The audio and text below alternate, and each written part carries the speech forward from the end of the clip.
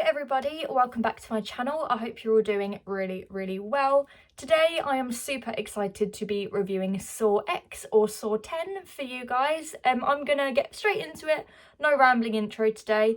So without further ado, let me share my thoughts on Saw X. Firstly, I am delighted to say that I absolutely freaking loved this film. Horror and the Saw franchise in general are freaking back, baby, and I'm so excited. I don't think horror ever really left, but my god, this film has got me so excited, and it's been a while since a film, especially a franchise horror film, has made me feel this hyped. I was a little bit kind of nervous about this one because I didn't want it to kind of like fall into the trap that many, pardon the pun, the trap that many kind of like horror prequels, sequels, whatever you want to call this one, kind of fall into. I was worried that it would just be a money-grabbing excuse to bring back John Kramer and Amanda. So I was a little bit skeptical, and then the really positive reviews started coming out and I was like, oh, okay, maybe it's actually decent. Happy to report, I absolutely loved it. The main thing I think Saw X does well is that it takes things completely back to basics. I have mixed feelings on the franchise as a whole. I think it's got some great installments and then some not so great installments in like the latter end of the franchise. The main thing that stops me fully getting behind all of the installments is how convoluted the story becomes. There's so many like cameos and bits that go back to previous movies and characters that are here and there, and there's so many ways that everything ties together that even me, as like a pretty regular-ish Saw viewer that's seen them all a few times, there's still bits that confuse me and don't quite make sense. So what I loved about Saw X is that it fully takes things back to basics. This is a revenge film. So the plot of this one is with obviously back with John Kramer. He is not dead, he is still alive, but he's very sick. He obviously has terminal cancer and he will do anything within his power to stop this cancer. He doesn't want to die yet. He feels like his work is unfinished. So he hears about this medical trial that sounds really kind of sketchy, but also it gives him a lot of hope. So he puts a lot of time and money. He travels to Mexico to go and have this treatment, blah blah blah. Skip forward, he finds out it's an absolute scam and he enacts revenge on the crooks that basically pretended to carry out this medical procedure on him. So as you can see by the plot of the movie, what makes this one so interesting is that Kramer is not the villain. There are traps, obviously, and he is the one that's carrying out these traps, but you actually sympathise with him. It goes really deep into Kramer's character. It gives him a lot of character development. There's a good 45 minutes at the beginning that's just kind of spent with him, reflecting on his life and feeling really awful. And then this really terrible thing happens to him, and these con artists that have carried out this fake procedure are like the lowest of the low in terms of people. So that gives it another layer of fun, because not only does it mean Kramer is kind of not the villain in this story, but it also means that the victims deserve what they're getting. So it's super fun watching them meet their demise and having to sit through these horrific traps. It adds another layer of fun to the whole thing, really, because they deserve it. What's also fun, like I said, Kramer is not the villain, he has a villain. So without spoiling too much, I think this is kind of the first time this franchise puts a villain into the franchise that's not Kramer.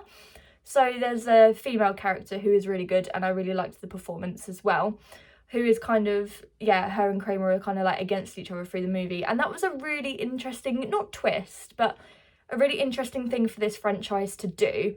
We've spent 9 movies disliking Kramer, not agreeing with his beliefs, so it's interesting to kind of have that flipped.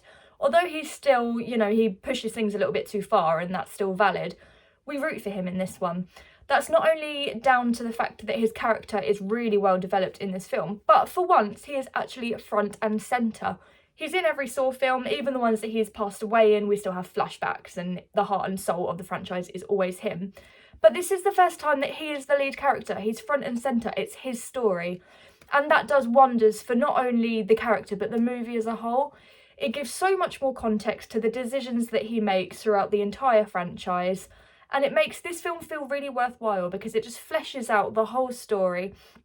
Obviously, I'm not saying that I am a Kramer stan and I love what he does and I agree with everything he does. Obviously, he pushes it too far and his traps are gnarly and many of the victims don't deserve what they get. But it definitely adds context to things, and I will say the same for fan favourite Amanda. I know a lot of us were really, really excited to see her back, and I was worried about this because I was like, oh, are they just going to throw her in without any thought? Her character is so freaking integral to this film that it makes everything worth it.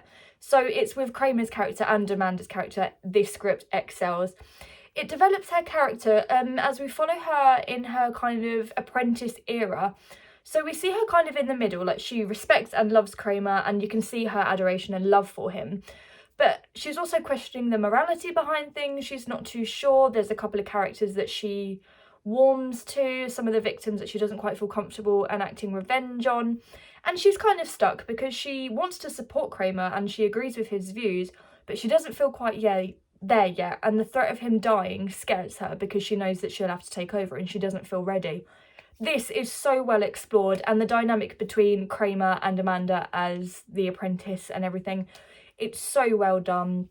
It's cleverly written, the characters are superb, and there's some really, really amazing character work in here, and I think that is the first and only time the Saw franchise has done this. It has finally put John Kramer front and centre of this franchise, and that's what we've always asked for. It might have taken until installment 10, but we finally got the sequel slash prequel that we deserved. The character work is stunning. Because Kramer is front and centre, it also means that we get Tobin Bell's excellent performance, and I would argue that it's his career best performance. I think I've only really seen him in the Saw films, but this is easily his best turn as John Kramer slash Jigsaw, whatever you call him. And the same can be said for Shawnee Smith as Amanda. The performances are exceptional, and I also really enjoyed all the side performances. There was like a mishmash of accents that kind of put me off at times, but performance-wise, everyone really delivered. But I would definitely say this is Tobin Bell's career best performance, and this film is worth watching for him alone. He is exceptional. This is the longest in the franchise. It clocks in at 118 minutes, so it's just shy of 2 hours. And what I will say, I don't think this is a negative, but some of you guys might. It depends what you're trying to get out of this film. It's quite slow. So like I said earlier, the first sort of 45 minutes to an hour is spent purely with Kramer whilst he's having his procedure, blah, blah, blah, and it really delves into the character work. There is a couple of gnarly bits here and there in the introduction, but this does mean that a lot of the carnage candy stuff happens in the latter half of the film. I didn't mind the pacing. I found it okay for my needs because I got half of like a character-driven storyline and then half of the gore and schlock that I like. So I was really happy with that. If you're here just purely for the gore alone, you might kind of find it hard to settle into the movie, but rest assured it is coming in the latter half. It fully puts the pedal to the metal and it gets there. I'll talk about the gore in just a sec, but I just want to talk a little bit about the storyline. Obviously I've already touched on it. So we get the character development of Amanda as an apprentice. We get the character development of Kramer trying to deal with his terminal illness and also trying to enact revenge and carry out his work when he's feeling really, really poorly. There's so many interesting themes explored in this film. And despite it being quite slow, it is always entertaining. The pace is pretty fast, even when we're just following Kramer as he's going to his cancer support groups and preparing for his procedure and things like that. It's really entertaining. So when I say it's slow, don't be put off by that. A lot of the Saw films tend to just kick off with the gore straight away and that's all they provide. If you like that, that probably works well for you. But I love the balance of the story and the gore because I think it helps me to get behind the characters better. It helps me to sympathise with the characters better. And it just makes for a more cohesive and likeable film, really. I like a schlocky gore fest as much as an ex-horror fan. But if we can have that as well as a really good competent storyline that tries to do more than just shock us, I'm more than happy. And that is exactly what this film does. It's touching. It has a lot of emotional, heartfelt moments, which I wasn't expecting from Saw. And yeah, it's just, it did things that I wasn't expecting. Another thing that I wasn't expecting actually was the humour. It's really like dry, witty, really, really dark humour, and it works so well. It's so seamless and fitted in so well that sometimes it feels unintentional. I'm sure it wasn't. I think this is just a bloody good script, to be fair. But honestly, the humour is so on point, it's so dark, and my audience in the cinema were laughing out loud. It's really good, and the more of Saw you know, the better the humour works, because it kind of relates to things that have happened in other movies, and when you know the whole context of the story, it just, you know, it makes that humour really work. But I've never really got character development and storyline and heart and humour from Saw, and I dig it. I need more of this. It's so great. So let's just put all of that aside. I know what you're all here for. I know what you're all watching Saw for, and that is the traps. They are freaking awesome. I think only time will tell if they are as cool / iconic as the rest of the franchise, especially ones like the reverse bear trap and stuff like that. I think what helps the earlier films is obviously how iconic they are and how many years we've had them. But I will say the traps in the new instalment are definitely gnarly, and this film ends up an absolute bloodbath by the end, which I really, really enjoyed. Because of the kind of plot of the movie, of Kramer having his medical procedure, a lot of the traps are kind of medical / surgical themed, and that's something that really cringes me out. So a lot of it was, there was like, I think 1 or 2 times I did have to kind of turn away, and every single trap made me grimace. They were really, really good. I was very impressed with them. My whole audience were audibly like wincing and going, ugh. It was honestly gross. We've got the Saw favourites, you know, people slicing and dicing their legs, arms, heads, stuff like that. And I wouldn't say, I think there's maybe 1 or 2 traps that are a bit creative. A couple are a little bit basic, but they all deliver gore. And there's also something really cool that happens in one of the traps towards the end that I'm not going to spoil, because I don't want to do spoilers in this review. But once you have seen the movie and you've seen that final trap, you will know exactly what I mean. Obviously, this movie does have a twist, and it might not quite reach the heights of the twist in the first movie, but it's still a good one. There was a couple of bits that I saw coming and a couple of bits I didn't, so I worked some bits out and then some bits were a surprise, which is my favourite way. I like it when I can work out some things but not all of them. So I would say the twist is pretty clever, and it pays off so well.